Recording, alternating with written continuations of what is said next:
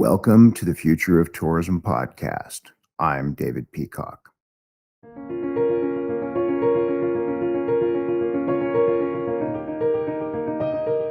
Stop owning your own content. Young leaders are stepping up. Bring everyone to the table and imagine their world anew.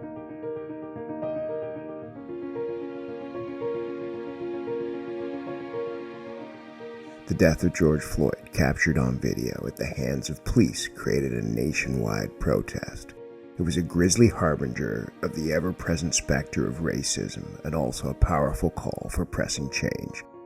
Ka Vang is an American playwright, an artist born in Laos at the end of the Vietnam War. She moved to the States in the 80s and spent her formative years in the Twin Cities of Minneapolis and St. Paul.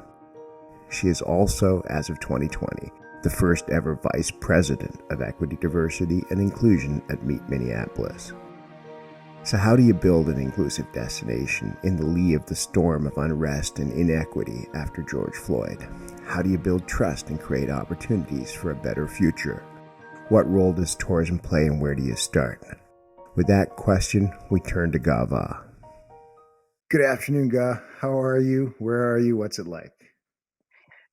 Good afternoon, David. I'm in Minnesota. I'm in Minneapolis, and it's quite warm in Minneapolis. And it's not really Winter-apolis this year. It's more of uh, Miami-apolis. It's quite warm, and it's what this means is that I can actually go outside and play with my kids. But it also means that the kids didn't sled once this winter, and so I'm really glad to be with the Future of Tourism family. Thank you for having me on. Well, listen, it's a real pleasure to have you. I am more than shocked to hear that you've had a warm winter. We have not in Eastern Canada, in Toronto in particular. It's been super cold, so I'm glad you're having a warm winter. I'm sorry about the sledding. Hey, we met, I think it was the Advocacy Forum in Little Rock, correct? Correct, yes. All right. You've had a really interesting journey, and I'm sorry, a bit of a culture vulture, but you're just even the fact that you end up in Minneapolis surprises me. Tell us about that journey. I mean, you were literally born on a CIA base in Laos, and sorry to be a culture vulture, but I'm that old, so tell me about that. Yeah, so one thing you have to know about me is that I'm a proud Hmong American. And so for folks who are not familiar with the Hmong community, we are an indigenous group from Asia. Mostly 3 million of us are in China. And, we've just had a long history throughout um, our own history as a people of being oppressed. So we're one of the warring states in China. This is like ancient history to most people. And so my people, the Hmong people, have been slowly migrating south. We end up in Southeast Asia, in Vietnam, in Laos, during essentially what is French occupation of that land. So then we were then subjugated to colonialism, and one of the interesting facts that people don't know is that the French actually taxed their colonies during World War One to pay for the war. And so this meant that Hmong people were in prison, resorted to selling their children just to pay that tax. Um, and then the Vietnam War happened. So I'm not going to go into all of history, but the Hmong people were allies with the CIA and the U.S. government, and that's how my people got involved. And so that's how I ended up being born on a CIA military base called Long Chang.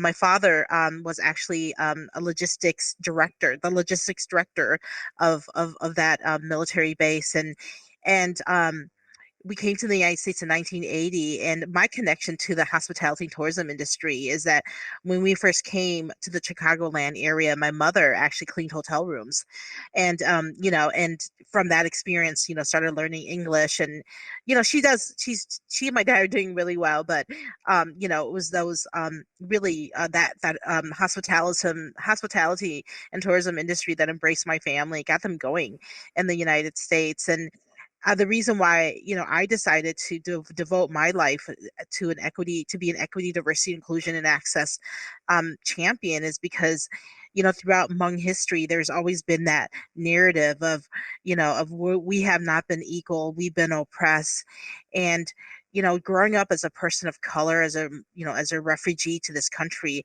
like we lived in low income neighborhoods our whole lives, and so really to see, the connection between poverty and race, and to actually experience that firsthand was the fuel that got me into this business of equity work. Well, let's talk about that though, because you come to the role of the director of equity and inclusion at Minneapolis in 2020. But let's really, if that trip has informed anything, it's your artistic culture, which was really present. I mean, you are a celebrated fiction writer. You're also a celebrated journalist.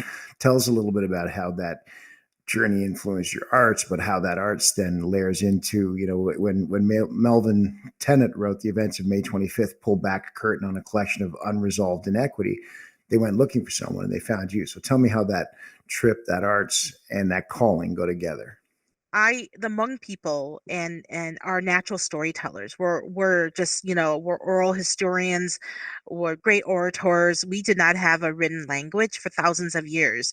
At one point, we had a written language, but it was taken away from us by our conquerors.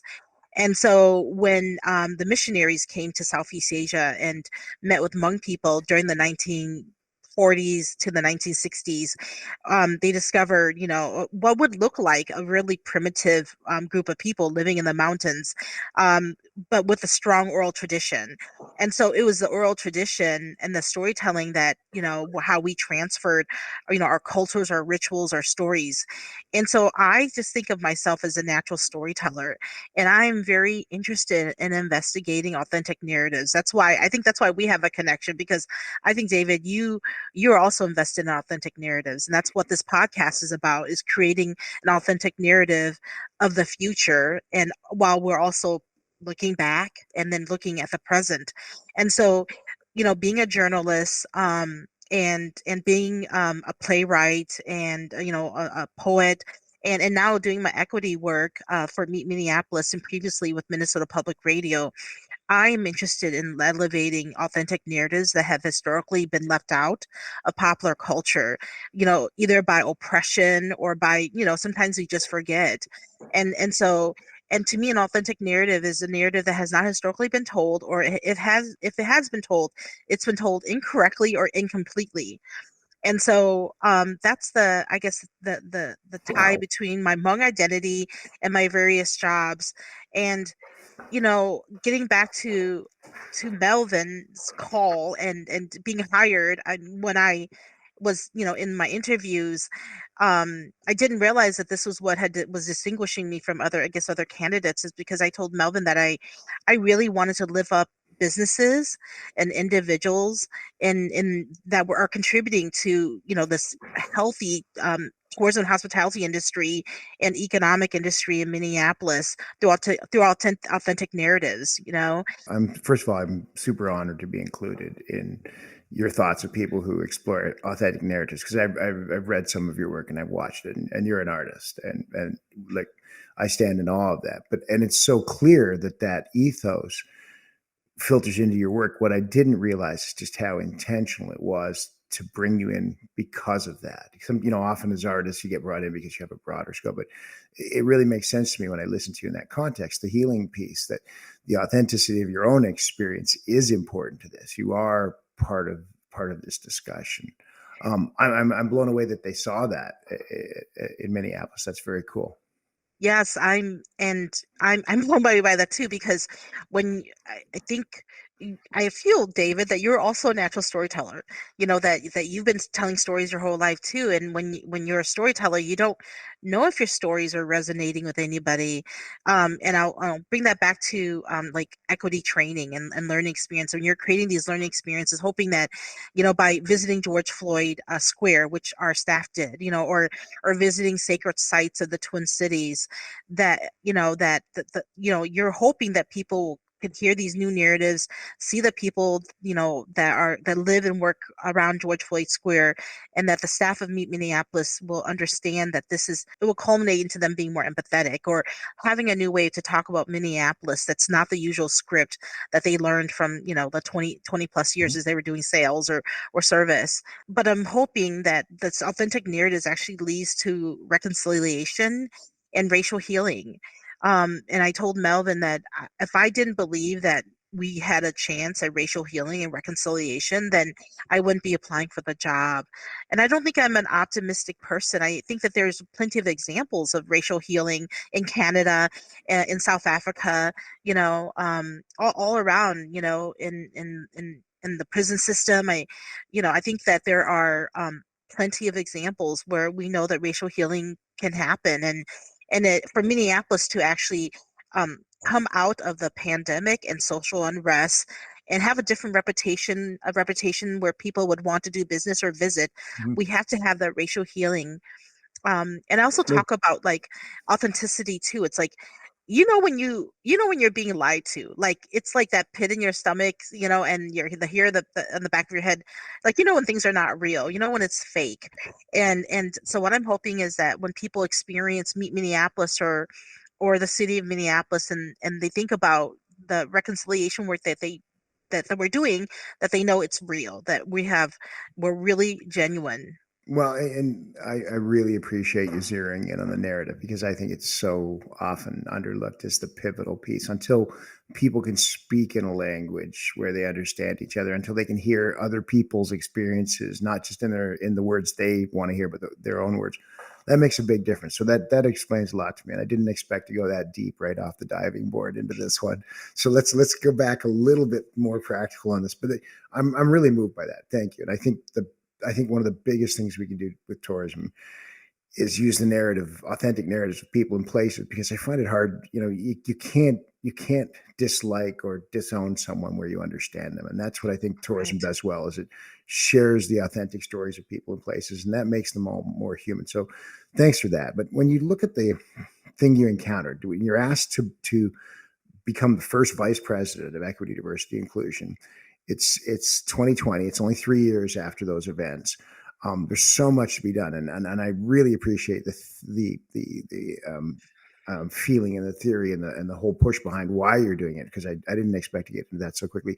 Let's talk about the what for a minute, because there are disparate communities, and generally when communities are disadvantaged, they are disparate and spread out. So how do you begin to sew that together? How do you build the trust there? This is 2020 again. Where did you start? Yeah, so I'd like to answer that with just telling you why I applied. I grew up in the Twin Cities, and the Twin Cities, a lot of people who are not from the Midwest, the upper Midwest, think it's a flyover state, and it is in a way, but we have one of the largest urban indigenous communities. We have one of the largest Somali and East African communities, and that's reflected in terms of, y- y- who the leaders are. And we also have one of the largest Hmong communities here in the Twin Cities. And so I love this city. This Twin Cities has been I'm actually getting emotional talking about it, has been so good to me, my family, the Hmong community. And I think we could be so much better. So I was devastated when I watched the pandemic happen and shut everything down, and then civil unrest happened. And like a lot of people, the first time I saw George Floyd's murder was on social media, and I was working for the Minnesota Public Radio, which is the regional public radio station, and so I felt like I had to watch it for work, and so as I watched, I was just completely devastated. And there had also been a series of shooting and killing of other Black men in the Twin Cities before George Floyd. So I was just like, oh my gosh. And I just thought, what can I do? What can I do to give back to the city that has done so much for me? So I told my husband, I said, I think we have to move to Minneapolis. I think we should move to Minneapolis. And he just looked at me and he said, why don't you just volunteer or go work in Minneapolis? I was like, that's it. I'm gonna go work or volunteer in Minneapolis. And um, so Wow. I see that's that. like, Just wow. Totally wow. Keep going. yeah, that's the reason why I applied for the job. And I'm glad that, Melvin and the other leaders saw something in me too, that would work. And this is what I understand about engagement, especially when you engage with historically marginalized communities, communities of color, rural communities, low-income communities, communities that have been left out of that, of creating their own narrative, is that you show up to be in service, and so you show up, of course, being authentic, but you show up asking, what can I do? And so that's been our approach with Meet Minneapolis as we engage communities is that we show up through our corporate social responsibility and our volunteering. And so even before I arrived, the staff of Meet Minneapolis was on Lake Street, which is this historical, street that has a lot of commerce and was totally devastated. Um, and they showed up with, brooms and dustpans, to sweep a broken church um, glasses. And so that was already there was already a base for us, before I came to kind of to put some um to codify the work around volunteering and showing up authentically in the community and to give some structure to things that are already happening. So the last almost 2 years since I've been in Minneapolis, when we go out to businesses, when we do our engagement, it's the first question we ask is, what do you need? How can we be of service? And how can we give you what you need? Also, I'll give you two examples. There is actually a high school, an arts high school in downtown Minneapolis, and people don't know that, and they're just 4 blocks away from Minneapolis's headquarters. And I think that when some business leaders or some business people in downtown see these kids, they think that they're just ditching school or hanging around, like, but they're actually going to school or they're in their school zone. And so I had this idea that we would go to Fear School, it's the Fear School for the Arts, and ask them if I had this idea that they would need backpacks or they would need some school supplies because that's what they tell you that kids need, and I'm a mom myself. But when we went to Fear School, we said, hey, we want to develop a relationship with you because we think your students would be interested in jobs and knowing more about, the tourism and hospitality industry. And what do you need for school? And we said, do you need backpacks? And they said, actually, we need folders. Wow. Something not very glamorous, but we need black folders for our teachers because there's such a cost to buying these black folders. And that's what would help the school. And so we said, yeah. So we did a folder drive, not very sexy, but we got over 3,000 folders for the school. So that's the approach is, how is to be in service, because I think I'd like to move us away from community engagement to community impact. Because if we Well, didn't I ask, like that. I like that. So let me understand that. When you talk about the implementation, I always like to say it's granular. You're doing great implementation when your fingernails are dirty, when you're handing out folders and doing things in the community. You've said to me before when we talked that the platform for this was built before you got there. And I'll go back to Melvin Tennant's work as CEO. No question, for 3 or 4 years before that, I've been watching Minneapolis as he drives to what he calls pulling back the curtain on unresolved racial inequality and injustice. And even when around the time you were hired, he went as far as to say, the day of reckoning has come. And more people are seeing that, the disparities in achievement and employment. So you had that base to move from. Did you feel that, with that kind of wind in your sails, does the community perceive the role and function of tourism in building a better Minneapolis? Are you winning on that front? I would say, and I cannot speak for all business sectors, whether that be the healthcare sector or education sector, but I would say that most people in Minneapolis and the Twin Cities recognize that we need to do this together. And that includes the hotels, that includes the restaurants, that there needs to be this collective action that's based on compassion and empathy for us to heal and to come from this. And um, I don't disagree with anything Melvin says. We lived, David, we lived through a racial reckoning. I mean, it's like, Absolutely. and Absolutely. so, and what can we do to let people know that, the tourism and the hospitality industry in Minneapolis is part of this. And I think we've done a good job, I, and I think you've done a fantastic job. And I thought it was really difficult to open, talking about the thing that makes us so uncomfortable, what happened to George Floyd and how he died. And I didn't mean to pin it on Minneapolis. I just know that being right at the crux of that event, you've probably had to work longer and harder. And I'm sure it's been hard Mhm. to build relationships. But I do also want to say that I've seen Minneapolis building those relationships before you're appointed, or else you would never have got to that pivotal moment where they were able to appoint a vice president of EDI.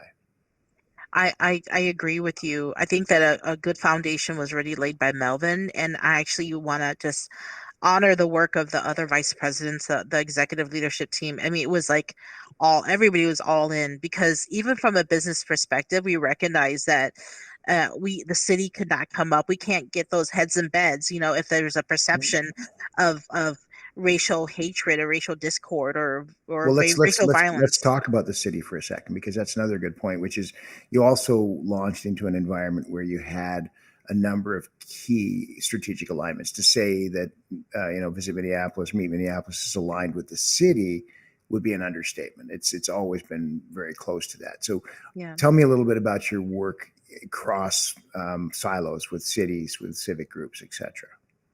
I think we have a really terrific relationship with the city. I think we're one of the unique cities where Meet Minneapolis works really closely with the convention center. And so, we're filling the convention center. That's part of our contract with the city.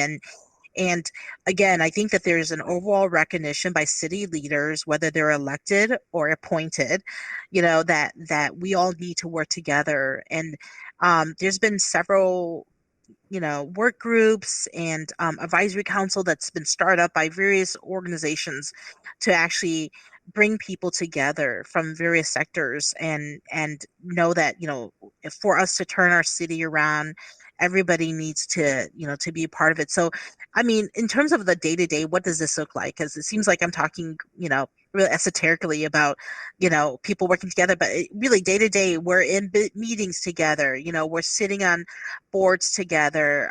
We ask the right questions when we're together, Right.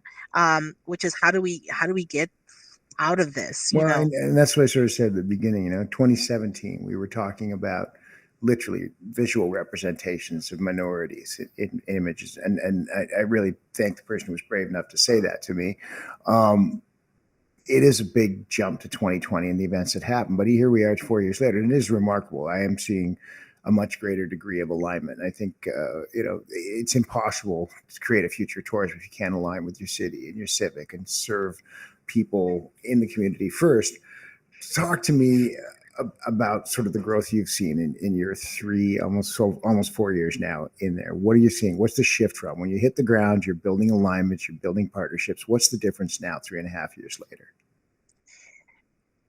I just want to start with saying that I have a biased view. So I feel like you should get someone else in the community to come and talk.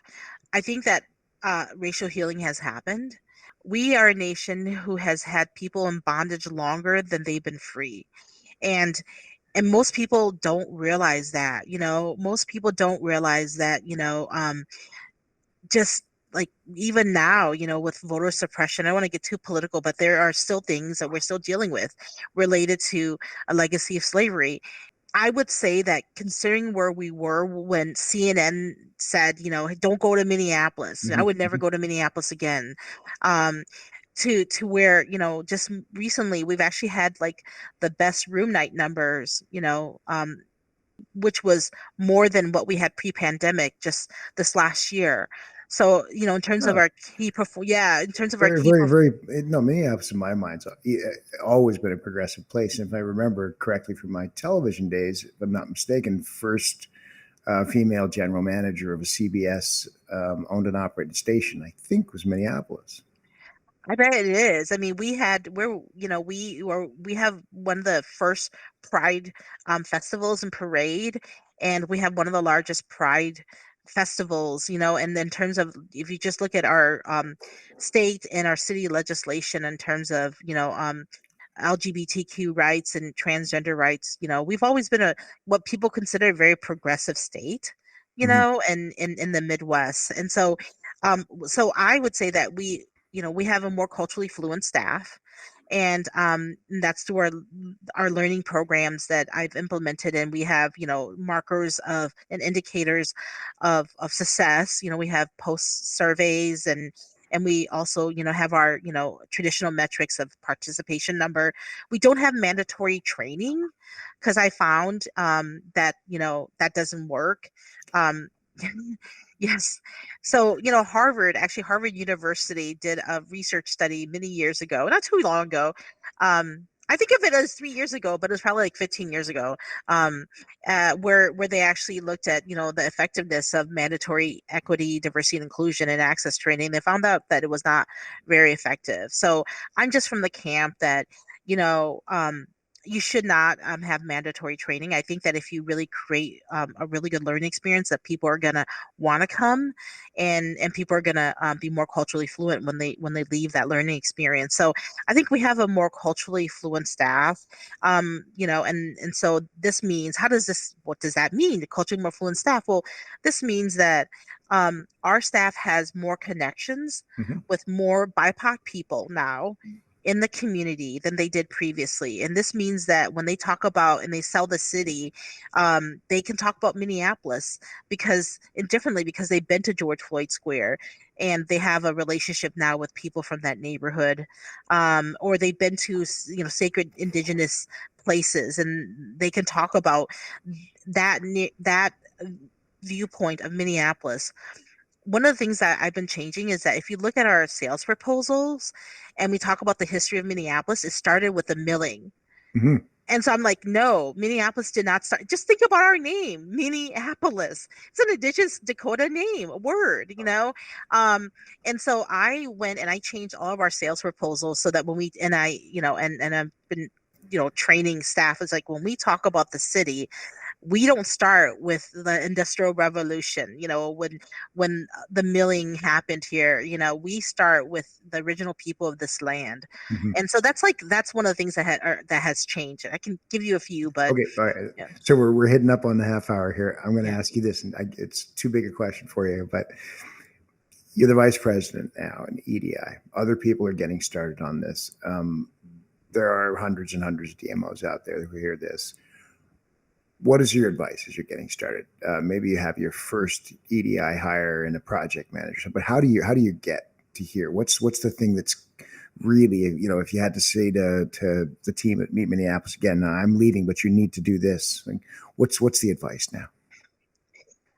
My advice to anybody in this work is to find your friends, find people who have the same values, and who support this work, because day to day it's very challenging. I mean, I talk to my colleagues in the field, who have, executive groups or who have city councils who don't support equity, diversity, and inclusion. It's really difficult to do this work. And I knew from the get-go that I wanted a career in this because I was going to be doing the work anyways, at some version of it. So I wanted to pace myself. And so what I would say to anybody that is starting out, or anybody that's in the industry, is, find your friends, find your support system, be strategic. People, the equity, diversity, and inclusion is a space of like intimacy where people are so passionate about it because, or one way or the other, because it's their lived experience. And what I want people, and especially my colleagues, to think about is strategies, um and then also to just lead with kindness. Sometimes it's really frustrating when you meet people who don't share the same values or viewpoint, and their values are based on hate. And so what I say to my colleagues, I use a James Baldwin quote, is that you and I are okay. We're friends until your opinion interferes with my rights. Mhm. And so what I tell other practitioners is that, be kind until their actions and opinions actually interfere with the equity and the civil rights of other people. And that's when, you know, you show up in a different way. Well, I got to tell you, it's a real pleasure. It's been a very deep conversation with a lot of feeling in it, and I appreciate it because there's no way we get to any sort of equity and inclusion if we don't feel it. So thanks for that. It's been a great pleasure. I hope you have a warm rest of the winter, not too warm, and thanks for being here.